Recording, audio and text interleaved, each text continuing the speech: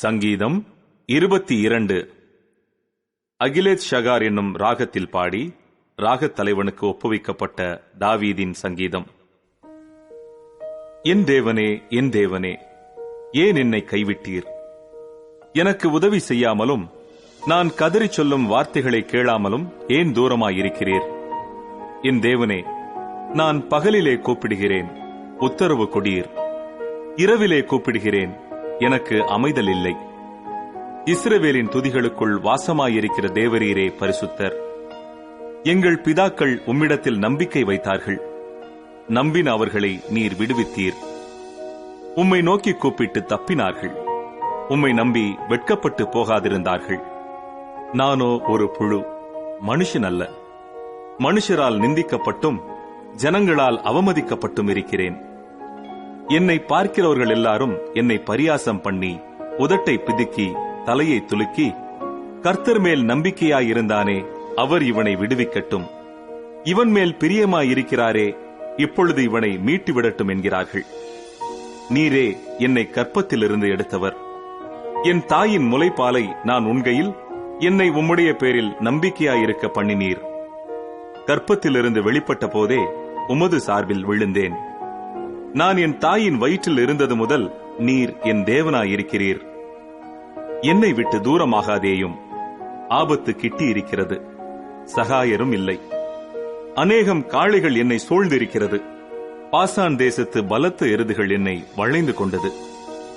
பீறி கர்ச்சிக்கிற சிங்கத்தைப் போல் என் மேல் தங்கள் வாயை திறக்கிறார்கள்.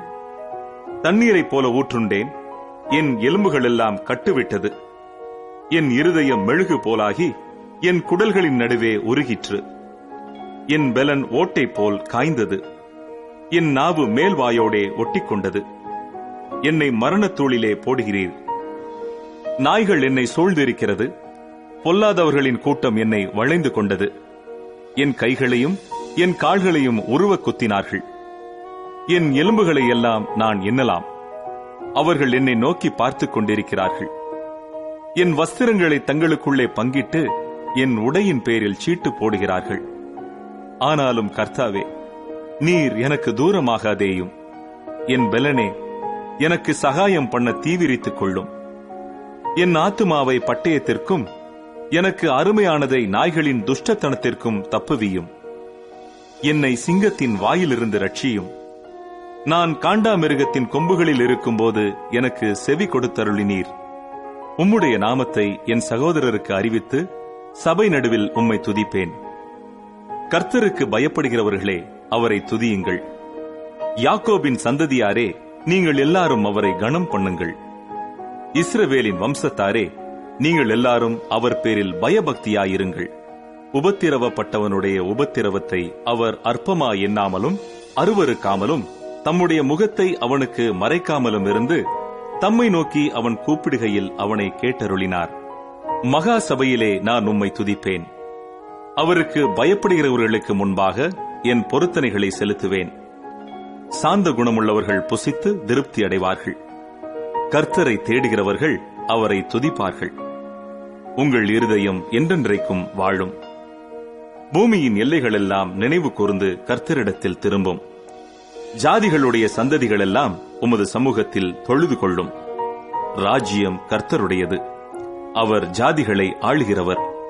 பூமியின் செல்வவான்கள் யாவரும் புசித்து பணிந்து கொள்வார்கள். புழுதியில் இறங்குகிறவர்கள் யாவரும் அவருக்கு முன்பாக வணங்குவார்கள். ஒருவனும் தன் ஆத்துமா அழியாதபடி அதை காக்கக்கூடாதே. ஒரு சந்ததி அவரை சேவிக்கும். தலைமுறை தலைமுறையாக அது ஆண்டவருடைய சந்ததி என்னப்படும். அவர்கள் வந்து அவரே இவைகளை செய்தார் என்று பிறக்கப் போகிற ஜனங்களுக்கு அவருடைய நீதியை அறிவிப்பார்கள்.